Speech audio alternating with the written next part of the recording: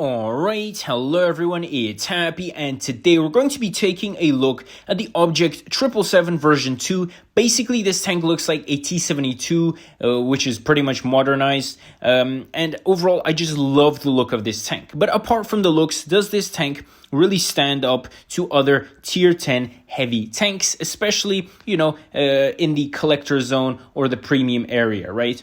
So if we look at tanks like the Chieftain, is this tank really going to be much better? Overall, the DPM is quite solid. It's very close to the Chief.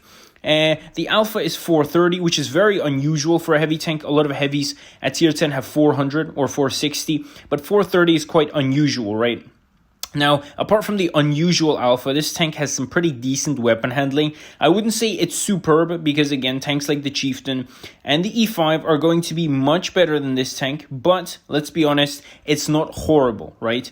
I would say it's closer to the 113. I feel like this tank is pretty much a 113, but in a Soviet-style look. And I'll tell you why, because the DPM is quite similar on both tanks. The weapon handling is quite similar. I'd say the 113 has much better aim time, but the dispersion is better on the 777 version 2.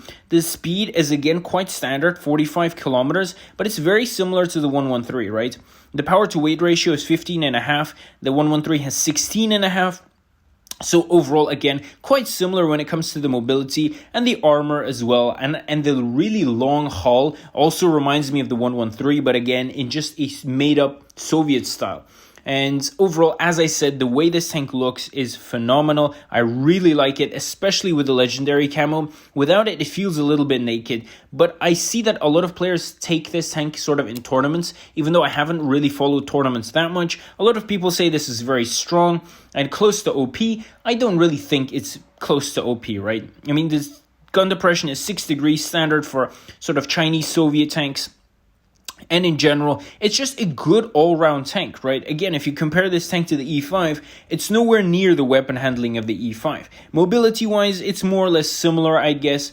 The DPM is above average or a little bit closer to, above average compared to other heavy tanks like the IS-7, Mouse, IS-4, I guess.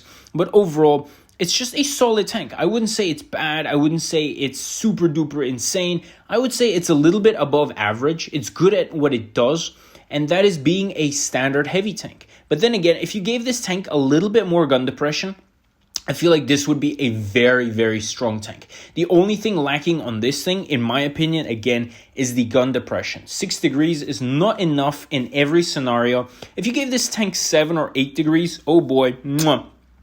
This tank would be the brand new, jack of all trades, because as of now, it sort of is, but without the gun depression, and that's the biggest weakness as in for me. Overall, again, first/second line tank, very standard, you don't need too much explanation for it. I wouldn't say I really love it. I do enjoy playing it, but it's not one of my all-time favorites, and I feel like the gameplay can get boring after a while. It's not like a VK90 where every game is going to be different, where you're going to be blocking a lot of shots. I still feel like this tank is going to be sort of very similar, and gameplay is going to be, again, a little bit of that sneaky type gameplay where you can't necessarily sort of use your armor all the time.